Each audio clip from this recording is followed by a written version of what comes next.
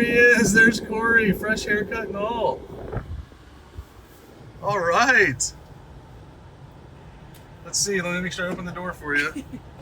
There you go. What's up, Eric? How are you?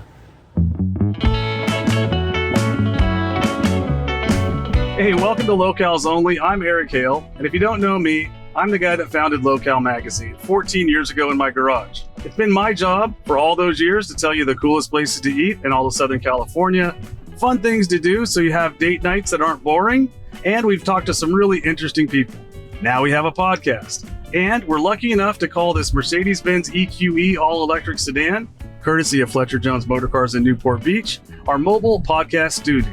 So sit back, buckle up, and enjoy the conversation. Welcome to Locals Only. Today on Locals Only, we're in Venice, and I'm lucky enough to be picking up one of my really good friends, Corey Wilson.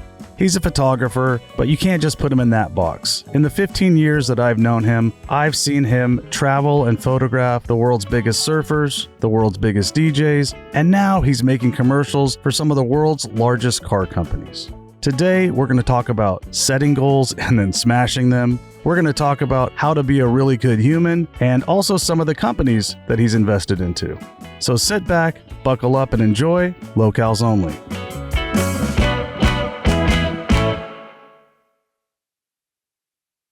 How are you? How's it going? Good. Good to see you. Good to see you too. Hi, How's it good to going? see you. Good to see All you. right. So, Wow, this is cool. isn't this nice? Look at this thing.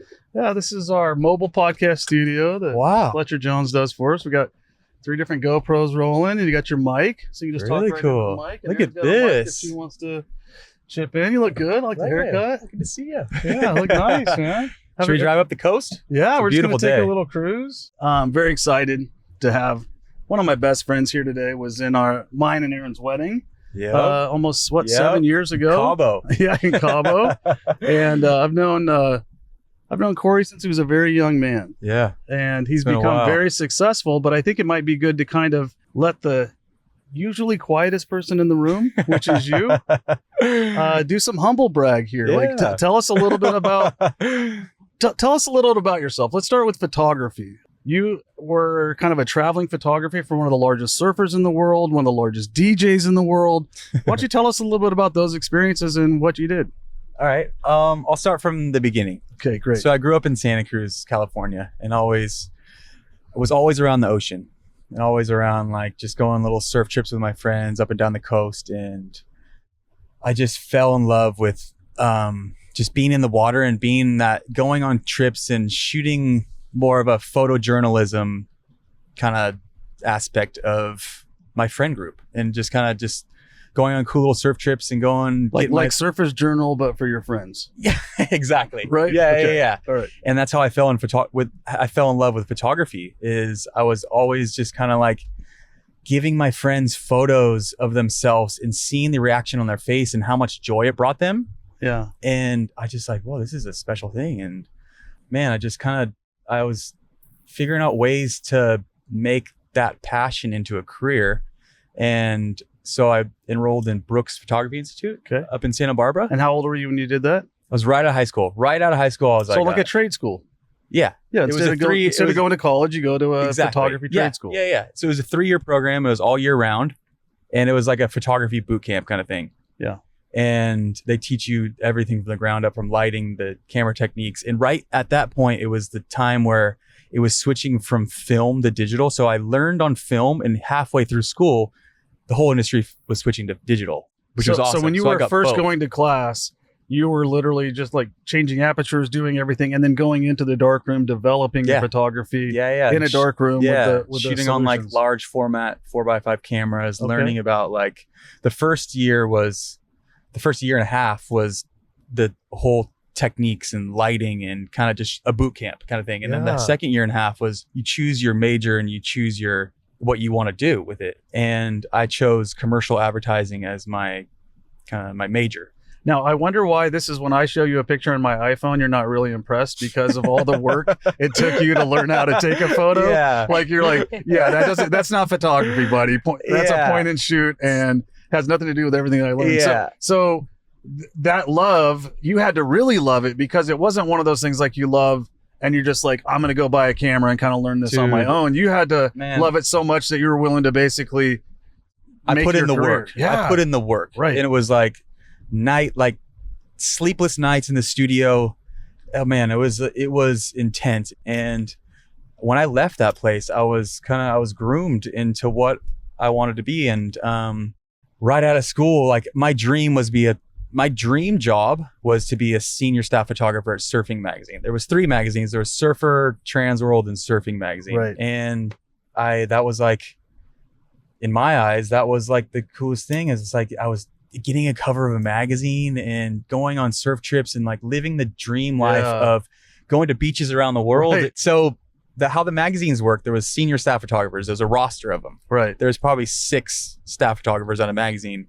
Out of school, Surfing Magazine was all filled up. There was incredible talent. So Right. I didn't get a job out of school. So and I needed to make money. So I got a job at Kawasaki. There was so much stuff I learned in school that I could use in the real life, which my first job was shooting ATVs, dirt bikes, jet skis in the studio. Right. In the studio, not even with action. In the studio. Yeah. It was like, it was a 10-month long freelance job. Man, I learned a lot. And that led up to a few things in the future where I used that, what I learned at Kawasaki, to a Mercedes-Benz job. So and I think that's what we're going to talk about today. And I think that's the really fun progression of this conversation is. And that's why I wanted to have you start off at such a young age, because I feel like all of these things and these skill sets that we talk about today is what's getting to where you are now. For sure. So we kind of alluded to it earlier. Yeah. Traveling the world, one of the world's most famous athletes, surfers, really great guy, and with one of the world's biggest DJs. So tell us how that photography blossomed and took you around the world to some of the coolest, shooting some of the coolest things ever. Okay, right after the Kawasaki job, I got a call from the editor-in-chief at Surfing Magazine, because I always kept in contact with them. I was always sending them photos for feedback, etc. And he called me one day, Taylor Paul. Yeah. And he's like, dude, we got a spot open up on the roster, and we would love to have you on board. And I'm just like, dream, dude, 21 years old. I'm just like, oh my God, yes. It's all, it's like, yes. It's all coming together. This is what I kind of dreamed of. And man, they're like, your first job is to go to Australia for 3 months. I was like, what? That's incredible. Wait, it's getting better. Yeah. Wow, And tough job. dude, packed a suitcase and went to Australia, and man, it was incredible. Who'd you meet in Australia? I met a lot of amazing humans in Australia. Yeah. But the one person that really, really like took me under his wing and showed me the ropes about life and just in general is Mick Fanning. Yeah. I met him in Hawaii. Was another Surfing Magazine / Rip Curl trip. And man, it was the first time we met, and we just got along so well. Yeah. So well. And we would always go shoot photos at like Pipeline and Off the Wall. And yeah, I was an underwater photographer for a long time, and which is a whole nother. I mean, that could be a whole podcast. When you used to tell me about being in the sharkiest waters in South Africa, in a seal-colored suit, in the water, bobbing like a seal might bob for hours. That's a whole nother episode. Dude, it must just feel good. The perspectives you got on surfing and in life in general are insane. You're in as a surf photographer, you're placing yourself in where the wave breaks, and you're trying to get the best shot of the surfer on the barrel or doing air or wherever you are in the world. And dude, there's no better feeling than getting that, just like that, say, money shot of like one of your best friends just standing in a barrel and you're swimming right there. It's one of the coolest perspectives you've ever seen in your life. And like, there's so much like adrenaline involved, and you're swimming at pipe, and there's just like, and it's not like you're in the water for 5 minutes. You're in the water for quite a while, right? For hours. I think the longest I was in the water was at this place called the Box in Western Australia, and the waves were so good, where we stayed out for I think close to 10 hours. Treading water. Dude, it was from sun up to sundown, because the waves like 10 hours in the water. Like the waves a quarter mile to sea, and you can't really go in, or else you're gonna miss shots. You were shark food for 10 hours. Yeah. Did you? How much were you thinking about Wow, that? man. And I only say that because I think, a lot of people might know Mick from the, fighting the shark incident that they saw all over YouTube and world news. Man. But it got you to maybe explain on that relationship, because you did get to do some really cool stuff with him. Even a book I have on my coffee table. He was the cover of Locale magazine. Cover of our magazine one time. Corey shot it. And Corey has shot, disclaimer, Corey has shot I think 6 or 7 of our covers for Locale magazine over the years. So thank you, Corey. Yes. Thank you. Yeah. Traveling with Mick was, dude, we traveled for maybe 8 years together. And that human is just one of the most genuine, mentally strong, physically strong, just a champion. Yeah. And the stuff I learned from him, how to just act around people and just how to present yourself and just how to be a good person. Yeah. There's no money value you could put to that. It's like, this guy has just he's a mentor. Yeah. I've been a mentor. Yeah, exactly. Well, I feel like what's really shining through with Corey is his humility and how humble he is for how successful he became. Well, yeah, I think I totally agree with you on that Corey's always been our most successful friend that you wouldn't know about. So you almost have to force him to talk about himself. Yeah. So that's why we've actually had to lock the doors here today and threaten not to take Corey home unless he talks about himself. I love it. And here we're cruising right through the tunnel, coming out to the beach here. Like if you're on your way to Malibu, leaving Santa Monica right on PCH, absolutely gorgeous day. I love living here, man. I mean, that's where you get to work. That's basically your office when you're on the road all the time. Imagine everybody if that was your office. So I do miss Newport Beach. That was kind of home base for a while as well. And all good. It's always... Well, let's trash it. Now your office lately, from what I've seen, hasn't been so much the beach. Yep. And your weapon of choice really hasn't been the still camera image as much from what I've seen. So transition. We're going from the ocean to a lot of stuff shot in the desert, which I think I think that's a great palette for you. For a lot of the things that you've been doing. And then now we're moving to moving pictures. Yeah.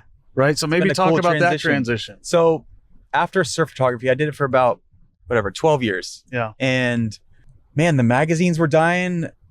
I remember getting the call when I was in Bali when they're, I think Surfer magazine bought surfing and they shut down. And that was kind of like, okay, I felt the industry dying a little bit. Right. And I think in my eyes, I accomplished my goals in that industry. And there was kind of nothing else that was really sparking. Obviously, it was the best lifestyle ever. You go to travel beaches, you're going to Maldives, you're going to Tahiti, you're going to Australia, you're going all over the world. Yeah, it's not the worst place shooting to be. Beautiful campaigns and being with your friends. And it was the best lifestyle. But I needed a little bit more. Yeah. And that wasn't kind of fulfilling my my passion. And I moved to Los Angeles and I started doing some automotive photography. So let me just talk really quick here as we're making this transition. Yeah. Did we set new goals? Right? When we left that and started thinking about, shooting video and shooting films. Yeah. Did we set a new goal? And if so, would you share that with us? Yeah. So I kind of felt like photography in itself was, I'm not saying a dying breed, but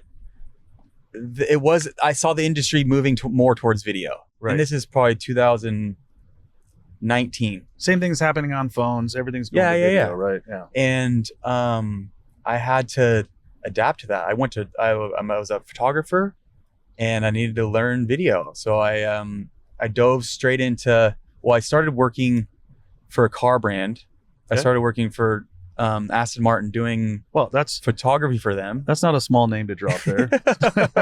Aston and Mercedes-Benz. I did a Mercedes one. That was cool. We did the X-Class. Remember the X-Class, the truck? Yeah. I remember. I saw that shoot. Yeah, that was amazing. We shot it in Stuttgart, Germany. Yes. That was cool. At the factory. Cool. I wish they still had that. That was one of my favorite cars ever. Yeah, that truck was amazing. That truck was crazy. But I needed to find, dude, I'm kind of like little bit of adrenaline junkie where I needed to find that. Right. You're swimming in. Well, Aston Martin is pretty. I mean, those go pretty fast. Yeah. From what I remember. I just needed that like kind of just Rush. blood. Yeah, rush. Yeah. So, and your goal was to be then the best car photographer, videographer in the world. Because it sounds like you're already starting with Mercedes and Aston Martin. Where do you go from there? At that point, I wasn't so much being like, I want to be the best at something. I just wanted, I was a transition. Okay. And I wanted to dive into different worlds that like interested me. Okay. And I've always loved cars since I was a kid. Every guy loves cars. Yeah. Girls too. A lot of people love cars. Yeah, exactly. Yeah. Just making it PC here. A lot of people love cars. So I did a couple. Some people don't. Some people hate cars. I did a couple photography jobs for Aston Martin, and man, I put some passion into it, and they loved it. And then Then they gave me another photography job. I think everybody loved it, to be honest with you. Like, they don't just give you another job if you don't knock it out of the park. And if you haven't seen it, you have to go check out. We'll put it in the show notes. Yeah. But you have to see some of the video work he did for Aston Martin. It's just otherworldly. It almost looks like, Star Wars. Yeah, it feels like a little bit Darth planet. Vader-ish. There's a lot of red lights and just a lot of action, or maybe like George Martin a little bit. It feels like almost like cinema quality for a commercial, which you don't see very often. Yeah, but there's a production company called Aether Films, and we teamed up and did a really cool commercial for him, and they loved it, and that led to another one, and this another commercial one played all over the world. These commercials do. Yeah, I think it played on TV broadcasts during like the PGA Open or what. I don't know. Cool. God knows where it played. But you were able to see your work on national television. Yeah, and that had to be pretty cool. The coolest thing that came from Aston Martin in my eyes was a billboard where my grandma grew up in Austria. And that was like, okay, that was cool. That one's like, that was like, okay, that one would make dad proud. Yes. And that was like a cool accomplishment in my eyes. So I'd love to talk about where you're heading with this, because it feels like whatever you name, you could get right now. So right now, let's bring it back a couple years. Okay. Right after I finished, I kind of probably 3 years of automotive work. In the middle of that, I was doing some fashion stuff and building some brands. Polo. Yeah, we did the Ralph Lauren campaign. That was cool. And Corey was actually a model in that. We did. That was in Tahiti. That was a cool job. Yeah.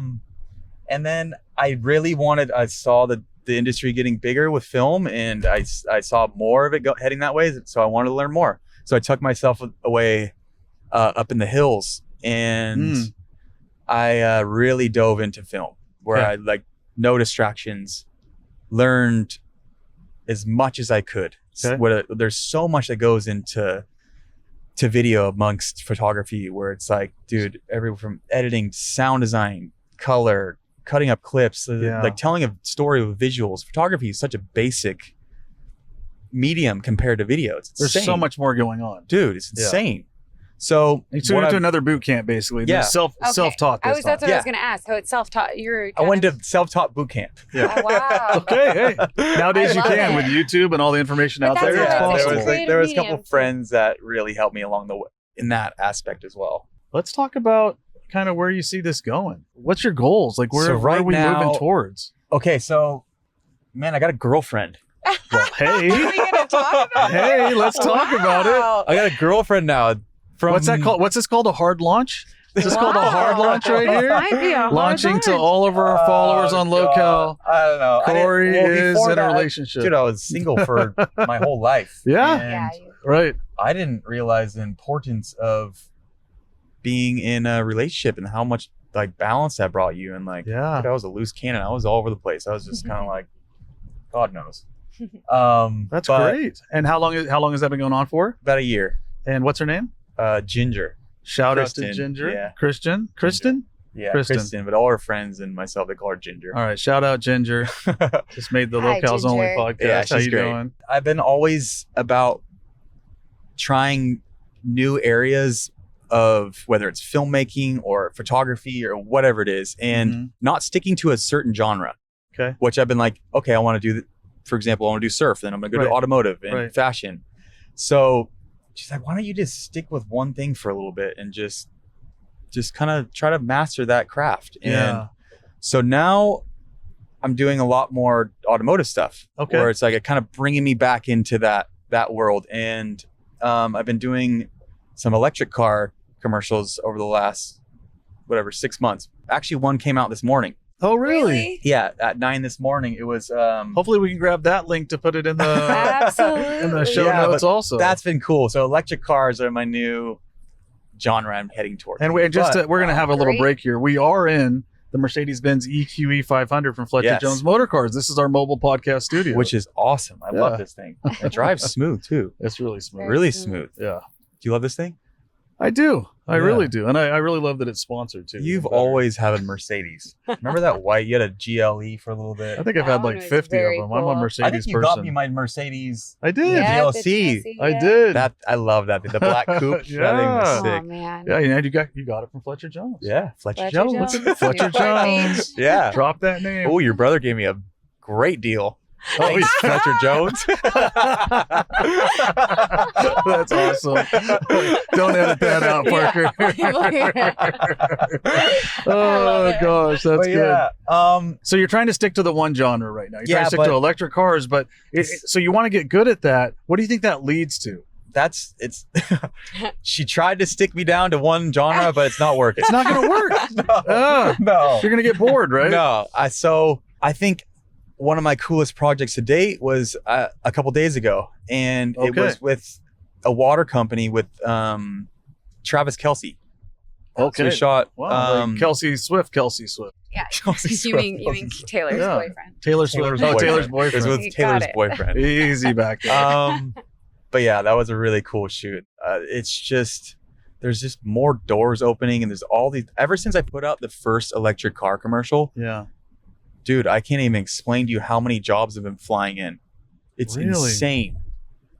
I don't know. I put a lot of love and passion into this project. All these commercials, Well, and I mean, dude, it's showing, and it's cool to see how much positive feedback when you put like a lot of love into something, some passion. You have a beautiful team of creatives and individuals working on it with you. Man, it really, really shows. I've been tying in these podcasts if people are listening, but we had Mike Love on it, from the Beach Boys. Yeah. And he was talking about how in the world there is a lot of like vibration and there's a lot of give and take, right? And Yeah. I've always felt like there's, whether it's vibes Yep. or oxygen, there's a finite amount on the planet, right? And it has to be in one, carbon has to be in one thing or it has to be in another thing. Yep. So everything has to be in give or take. Yep. Right. So do you feel, possibly kind of tying into what he thought, that what you're putting out into the universe, your energy, your vitality, your Yeah. product is just being realized and matched in a positive way, Exactly. right? It's just coming back to you. It's Yeah. almost like instant karma, Exactly. right? Yeah. So Yeah, it's a so reflection. if you continue to Dude. do the kind of work and put that energy into it, I feel like maybe this just keeps compounding on itself. Dude, exactly. It's Right? like what you put into something is what you're going to come out with, what it's going to come back to you. And like, dude, you put love and passion into a project, people are going to love it. They're going to accept. If you don't put your effort or some type of passion into what you're doing, Yeah. no one else is going to love it. Why Right. would they love it if you don't love it? They feel that piece of soul you leave with it. Yeah, exactly. It's like you can feel that in a project. You can feel like I don't know. It's just I strongly believe in, dude, whatever you're doing in life, just make sure you love it and you're putting some like just passion into each project. Right. Okay. So we're just we're only a few minutes away from dropping you back off. Yeah. But I just kind of wanted to touch on a few things that I felt I learned on today and see if you want to expand on them. Yeah. That goal setting is important, but maybe you can set bigger goals, and that the people that you surround yourself is important, and doing the work is important. Those are the three things I took out of what you said today. And Yeah. I think I got a lot of fluidity in it. Like you kind of do go with the flow of life. Yeah. That's kind of the feeling I got from you. Yeah. Yeah. Yeah, I guess if But you're also do hard paddling, work. yeah, maybe to sum it up, if you'll allow me, if you're already on a wave, and then you paddle on top of that, which is the work hard, you're gonna be cruising through You're gonna life. catch it, I'm right? doing it, then you'll There you catch go. it. That's my surf analogy from Yeah. a guy that doesn't surf. More of a bodyboarder, but we're all from the same gang. Oh man. Tribe. A-frames, It's a tribe. same tribe. Sorry, Kenny Powers. I think it's just it's simple as just stay true to yourself and just be authentic and just be a good person. Is it that hard to be a good person? No, it's just like life is just it's simple. It's easy to figure out, and man, it's just go where passion brings you, where your heart takes you. So on that note, Yeah. I'm going to say we were so grateful to have Corey Wilson on Locals Only today. Absolutely. I want to say thank you to my wife, Erin, for being a great co-host there in the back seat. Thank you, Aaron. Thank you to Fletcher Jones Motor Cars for getting Corey a car a few years ago, and also for being Beautiful electric car. giving us the EQE That drives 500 here great. that drives great. And thank you to everyone at Straw Hut Media and Parker for being such a good producer to cut out all the stuff we don't want on the air. So thank you so much, everybody, for joining Locals Only, and we'll see you next time. Bye.